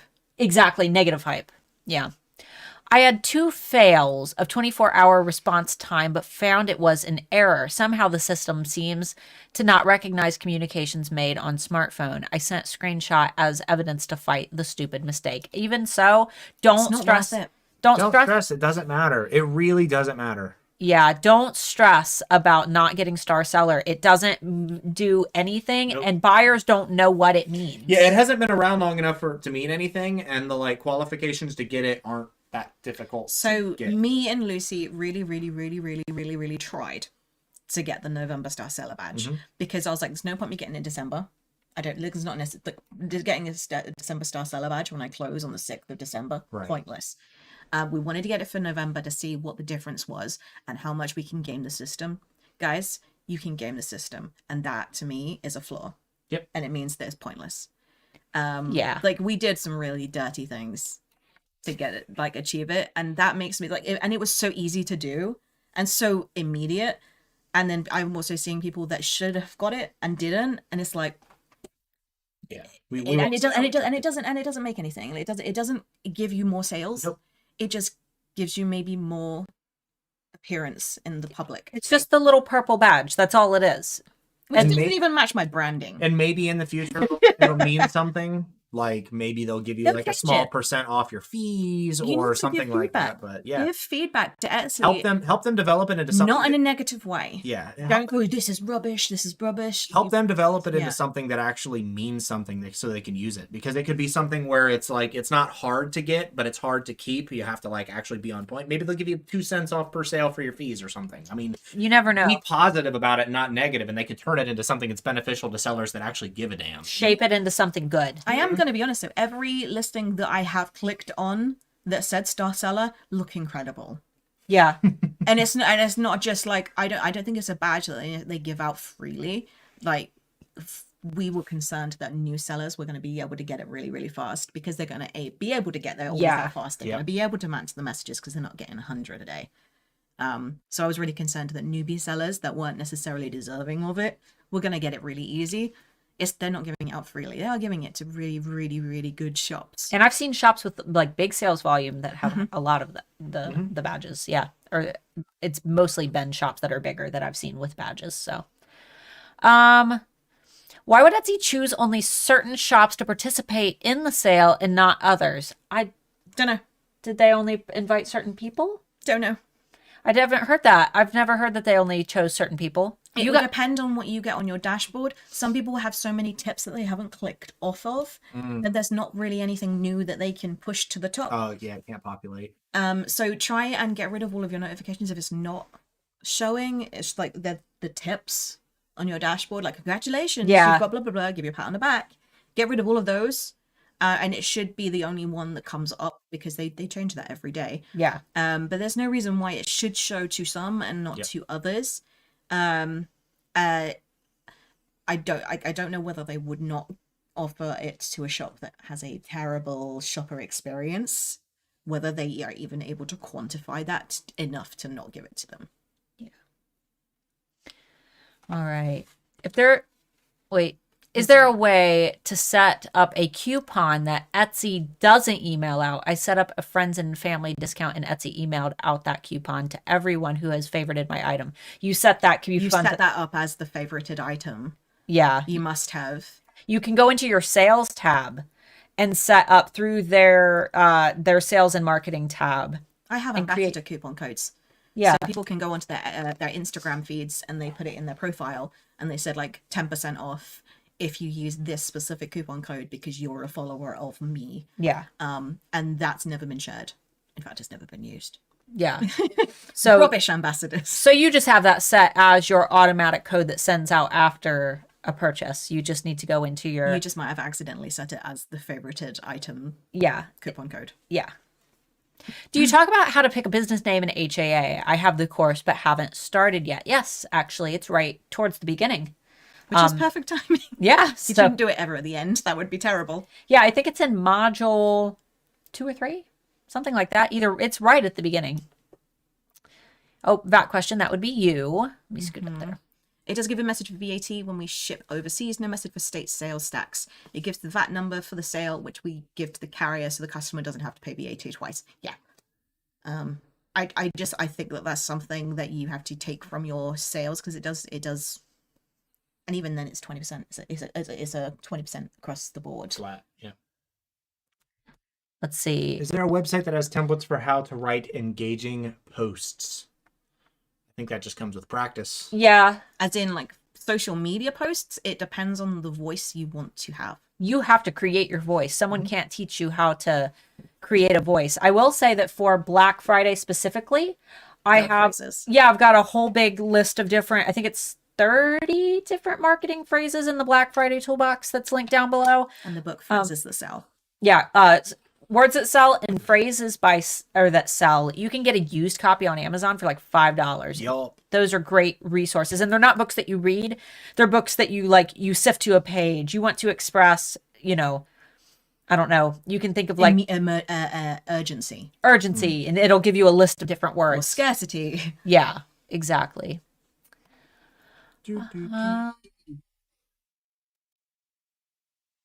Lion Soul. What'd you say? Niche, Amber selling dog breeds on a range of items. Too niche, Amber only selling a greyhound card and nothing else yet. Yeah. And even then, if you were just a greyhound shop, it would probably do well, but you could only market card. You likely wouldn't Yeah. make a living off of it. Yeah. I'm killing the bacon hack niche. What if you don't know who would be interested in your product? Then how would you find them and get them into your shop? We Handmade did Alpha. that. We did that in HAA. You need- Target market. Yeah, target market identification, which should technically be done before you have a product to sell, because you won't know if someone wants to buy it until you know that that person exists. But obviously, most of us create something and then we try to figure out who to sell it to. The TLDR on that would be, think of the person that you're making the product for. So like if you're making a product, you likely know the kind of person that would use that product specifically. But don't just, especially if you're doing something like clothing or jewelry or blankets, don't just think about that person. Think about anybody else that it could possibly be. Where are they using it? Where would it be applicable? What kind of people would gift this kind of product? Like there are so many ways you can identify people. You just have to narrow that down. But it goes more into depth than It's like mugs for men. Derek has like nailed, like, you're not just advertising to men, you're advertising for the women who buy those men. Yes. Mugs. It's not just the end customer that you're looking for. You're also looking for the people that want to give things to that person. Yeah, Derek from Mugs for Men, and he's not doing that right now. He's doing something. He's doing an online course for government workers. So Government contractors. yeah, totally separate from business. But his brand was Mugs for Men, and he created these mugs that had cute little sayings for men about like fishing and music and cars and things. But very few men go to Derek's shop to buy a mug for themselves. It's their wives and their girlfriends and their moms who are buying those thinking, oh, he's going to love this.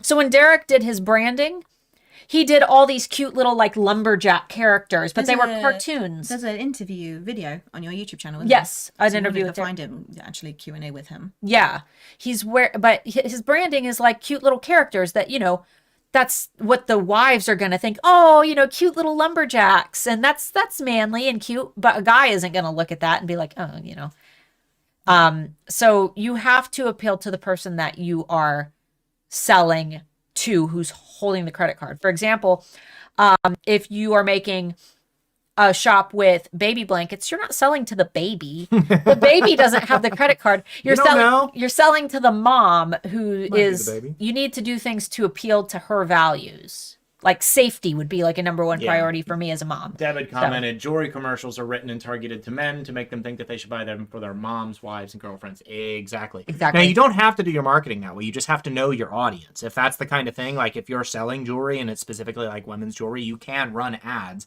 that are meant for like, oh, perfect gift for so-and-so. Just do it in a way that doesn't get you canceled and you'll be happy. It's like if you watch kids TV and you look at all of the adverts for kids, we would never buy any of it. No, it's loud, flash, ooh, buy this. Colors. Kelly. It's really like, flashing lights. Like that is so children will be like, mommy. I need this. I need to buy this. Yeah. I sell instant downloadable items, embroidery designs. Does my case approve that comment over there? I will in a minute. Does in my case apply the geographical disadvantage of living in Ireland? So winky face and heart. Winky faces. Geographical, if they sell a digital download, I'm not sure if locational. It shouldn't change. It shouldn't change it. That sounds like a question that you might want to ask Etsy. Does my location affect my SEO? I think that maybe the only thing that I would be like, this is weird, is the conversion rate. So if you go onto a shop and you see like a really strange price, you'd be like, where did this come from? And I think that would be the only way of us knowing that you were from Ireland. Yeah. Let's see. This one made me laugh. Chug coffee and go take a shower. See Starla live. Cancels my plans. I need to crochet and hang out with my friends. Let's see. I have been a star seller every month. I was not trying. It makes absolutely no difference at all currently. Don't stress about it, folks. Yeah. But it could in the future. So if you have feedback, tell Etsy. But don't just be negative. I asked this in the group and would appreciate your thoughts. I wanted to offer a 40% military discount, 5% less than my VIPs. What are your thoughts? Is it a good discount for military? Yeah. I mean, we're used to getting like 5 or 10% in most places. So 40 is already good. Think about your target audience too, though, because you sell kind of pagan and witchy product. And how are you going to? Well, there's a lot of pagan people in the military. You're right. But you're right. How are you going to offer the military discount?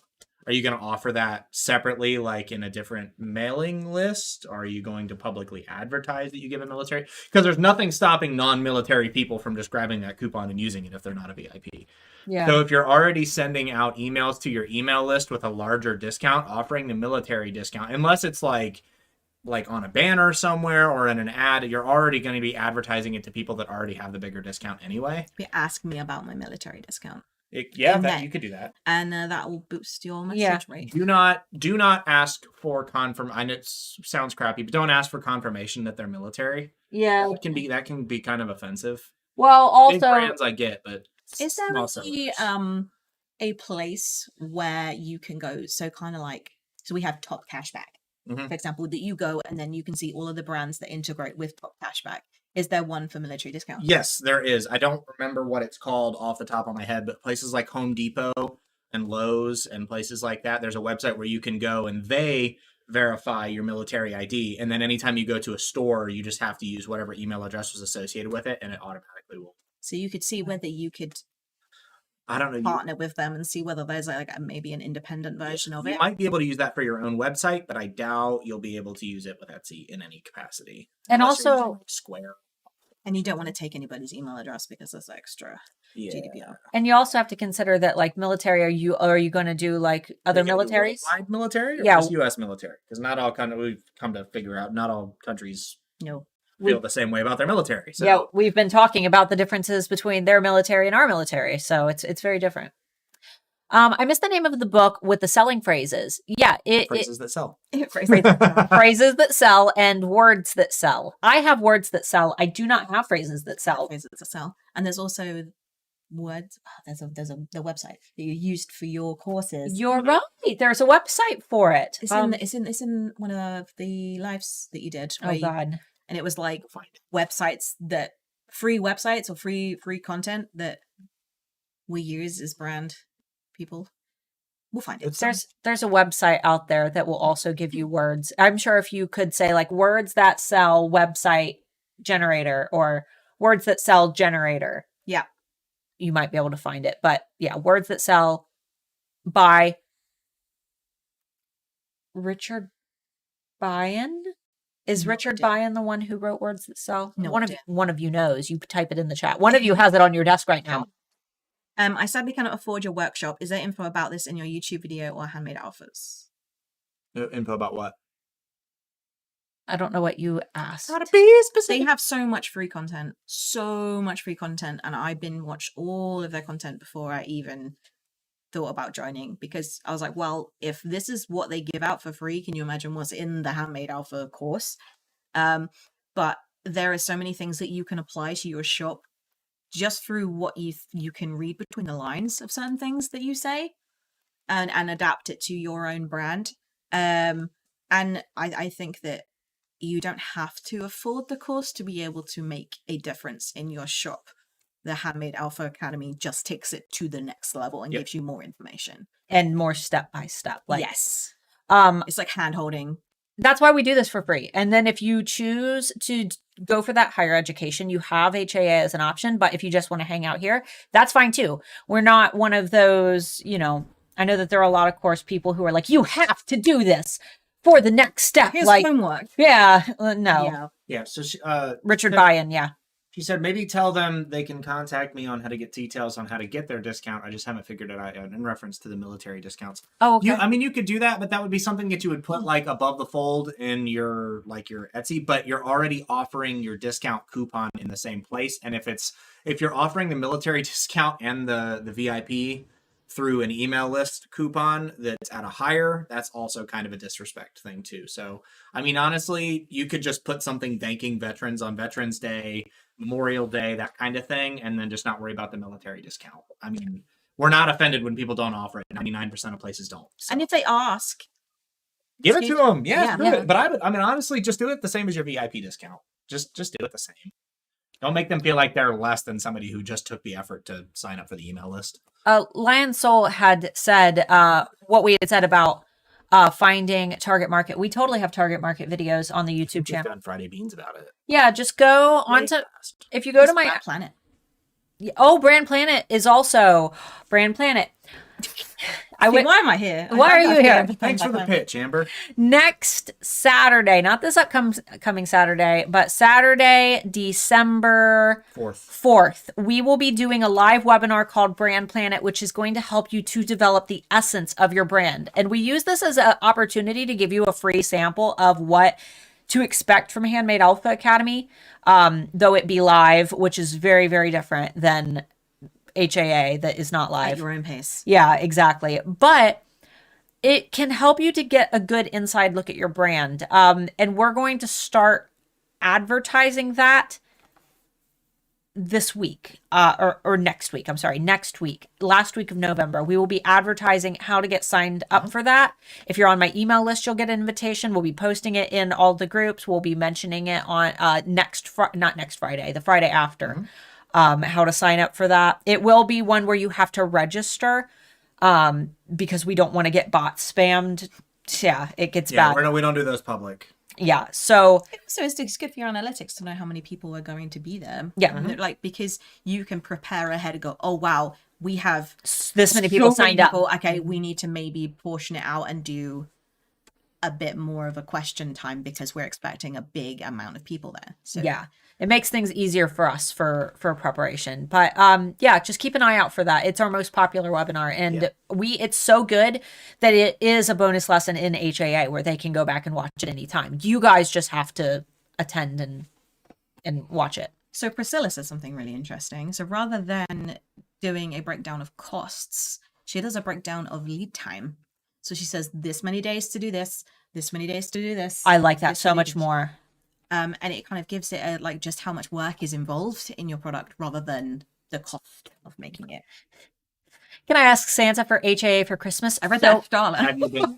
Oh, so many people have done that, have asked for HAA for Christmas. Yep. Yeah, totally. You should do a little freebie printable Oh, so people can put it in the stockings. HAA, where The the HAA enrollment stick like thing. But that They'll would mean invite. that whoever bought it for them is going to have to find the freebie, because most people it's going to be like, here's the sign up page, just sign up for me. Okay, just Just put it at the bottom of the confirmation page. Just saying if you would like to print out a certificate to say that you've bought enrollment. Try to figure that out. yeah, we could try to. We can't promise anything, but you We could could just email Just it do a little to piece you. of paper. yeah, you could email if you want one, if you plan on getting HAA for Yeah, someone. we'll email you something. Yeah, It'd be really cute. feel free to send us And an you can email. do that for your shops. If your holiday items don't arrive on time. arrive on time, do a little freebie printable for your customers so that they have like something to open. Yeah, they can print it and put it in a card or something. I'm doing printables of all of my cards. I have now added that option so that if anybody wanted a digital version of it, Up until the last day. up until the last day of Christmas, they can download the printable. I have to send it to them directly rather than it be a download, which is a pain because you can't have a downloadable variable. Right. And then, yeah. But on the back, because I was like, oh, people could just print it. People could just print hundreds of these. Mm-hmm. On the back, it says like a really cute poem of like, we wanted to be able to get this card to you without getting dog-eared or lost. So a loved one has printed this one just out specially for you Aw. on the back of it. So that it's like, it doesn't just say like, because I was like, oh, well, I don't want my quality to be perceived as what people have printed my cards as, because that's not going to be what I print my cards at. But then you can also put your website, and then if that person wants to buy something later, they can find you. Because I was just imagining people just printing it out on like cardboard paper. Oh. Just folding it in half. We're out of questions. Just Mercy. not a question. I'm so bummed to miss the live thing on December 4th. I have a craft show that day. Will there be a replay? Yes. As long as no tech errors occur, we always say that we cannot guarantee one, but the replay should be available until Handmade Alpha Academy closes on December 10th Yes. at 11:59 p.m. because midnight I apparently. shut the It's really cart. hard. Yeah. And every year, we say this every year, so every time we launch HAA, somebody messages me at like 2 o'clock in the morning, like, I was in the middle of checking out Like, for 2 whole hours. She replied, go to bed. yeah. Go to bed. No, try again next time. Yeah. Unfortunately, we do have to sleep sometimes. So Yes. 2 a.m. is already quite late. So we get like six more minutes. Six Yeah. more minutes. Yeah. I reference Brand Planet in my head all the time. I do too. I do too. Do you look at a brand and think like they have a good planet? I do, and I was trying to think of something the other day, and I think that I looked at my Etsy shop, and it was somebody else's Etsy shop, and I was like, everything in this shop makes sense. It's not just a Pinterest board. It's not just an Instagram feed. It's not just a Facebook page. It's not just a group. Everything that your brand should put out, the feed, the Etsy shop, should just make sense. Yeah. And it, like there's an overall theme of just everything making you feel that vibe. You ever walk into a house and every item you can tell was carefully picked out Your for house. Is that how my Yeah. house? That's what I aspire for. Not down here. This is kind of just a combination of all random video games, pop culture, and things. But 'Cause upstairs, it's very glaring if something is out of place. Like you're staring at a freshly painted wall and it's perfect, and there's one glob of paint running down Well, the wall. no, I mean like up. That thing doesn't belong. What would you describe my aesthetic of out like upstairs? Like if you were to describe it, because it's not. It's its own thing. It's Is there a word for like those shops where you can get like the skull with like the cerebrum like diagram and everything like that? curiosities, oddities, Curiosities, like Oddities. everything has that vibe, but it's in a tasteful way. It's not like a creepy it's not Halloween creepy. shop. Yeah. And it's not a tacky Halloween shop where everything is fake. Like this could be real, but it's also not just bought because it's creepy. It's bought because it was respected. And none of it was bought. It was things that were found and salvaged and like antlers and things that I found and you in the know woods. everything about it as well. You don't just go, oh yeah, I like it. Yeah. You go like, oh, this is like why this feels like this is how it was not like respected when it was made. Yeah. Like I have got like a pit bull skull upstairs that was found on a railroad track. And it's like, it's been weather worn. I can estimate that it was probably laying there for a couple years. Like it's all weird things. But that is, what every Etsy shop should feel like when you walk into it. But if you went into my house and I had a big painting of Squidward on the wall, Yeah, it would be weird. it would be the one thing that doesn't Down fit. here though. like the one that I got you. Yeah. That one's in my Down office. here, it would make sense. Yeah, because this is Because all weird. You have like Very Fallout stuff. You have Rick and Morty stuff. Like a Squidward would just make sense, but upstairs is no. This is like a game room vibe. Like Yeah, but then you go into Taylor's room and everything is Animal Crossing and Minecraft. Everything makes sense. Nintendo. It's Yeah. all Nintendo in there. Yeah. Let's see. Quirky. I don't understand the human-sized figurine in your bathroom though. That doesn't make sense. What? I thought you were gonna play along. Play along. Oh, the Wow. yeah, yeah. The You- body pillow in the shower. Yeah. That's mine. That's It got a little dirty. he's got that big, like the big anime waifu body pillow. Just like that. That doesn't make sense. Why is that in here? I would like to do big, like those waifu pillows. I I'm want to gonna do them for my band. I wanna do- One of the band. all of his band members, but them all be in like little sexy Sexy poses. Yeah. Just that. Little, yeah. I want to do that. We'll so make them bad. ungodly expensive so nobody ever finds them. Ew, yeah, because that would be weird if someone's like, yes, I want that one. Because I know people that would. I know people that would pay like $100 for that. All right, 2 minutes. Let's get these two. Oh yeah. With variety of weights on a single product, figuring out what to do with shipping. Really struggling with this since I offer free shipping over $35. Does Etsy charge the percentage after paying postage? There's a thing now that you can set specifically to post in different places.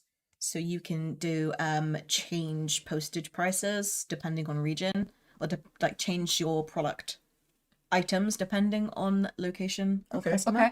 So you can go into that, make a new listing. Don't change any of your current listings just in case you screw it up. But open a new listing, make just a rubbish one, and then go into it and see how it works. Because you can set a product to have a inflated price to cover the costs of shipping it to a different region. Because I have free shipping on UK postage, but I don't have free shipping on the US postage. But US postage compared to UK postage is extortionate. Yeah. So $3.99 for a card, they're then paying £7, which is like $10 a card to be shipped a single card to the US. It's a lot. Oriana, if a customer opens a case on Etsy because they did not receive the package, but it says delivered and Etsy closes the case in favor of the seller, is there also an incident in the store for that case? No idea. I don't think so, no. I don't think so. I don't think that it is, but I have no idea. Well, I couldn't say yes or no because I wouldn't want you to have something like if you're trying to get Star Seller, you'd be able to see in the Star Seller dashboard whether you have any cases opened and whether it counts towards your score. Yeah, you could always ask Etsy. You could just pop them a quick message and say, hey, this happened. It was all cleared. I just wanted to know if this is going to affect my Star Seller rating at all because I'm really trying to aim for that. And I'm sure that they would tell you. Yeah, they'll let you know. All right, guys. That's it. Guys, Handmade Alpha Academy opens on December 1st. That is my course that will teach you how to be Amber. No. That is, she's Number 1. She looked very uncomfortable. Shrink to about 5'2". Number 2. We're exactly the same height. Yeah. Yeah. Yeah.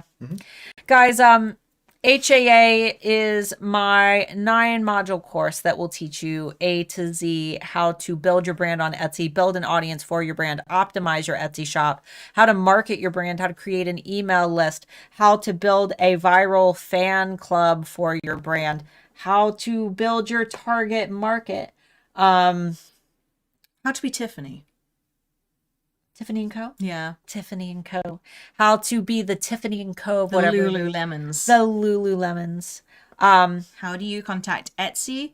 There are several different ways. I think they've got the live chat back now, where so if you go into your dashboard, there'll be a teeny, weeny, tiny little speech bubble button in Bottom the right. Bottom right. Yeah, you go that way. You can also go to the home, like not your dashboard home, and go down to the bottom. There's a thing that either says contact or help. And it's like an accordion where like you select an option and then that comes into next options and then the next options so that you might be able to get an answer without going through the chat. Or integrity@etsy.com is one email that you can use. I don't want to keep giving that email out. because it like, might. That's not necessarily what it's for. Right. Yeah, I feel like that should be like I need Etsy to contact me. Help at Etsy.com is probably their actual or support. Yeah, I try the chat feature first, though. That's what it's for. Yeah. Just quick questions. So, and if you guys have any questions about Handmade Alpha Academy, we will have more opportunities to ask us questions. But I recommend posting in the Handmade Alpha Facebook community and talking to students who have taken the course. We have a ton of them in the community. Over 600 of them. Over 600 of them, yeah.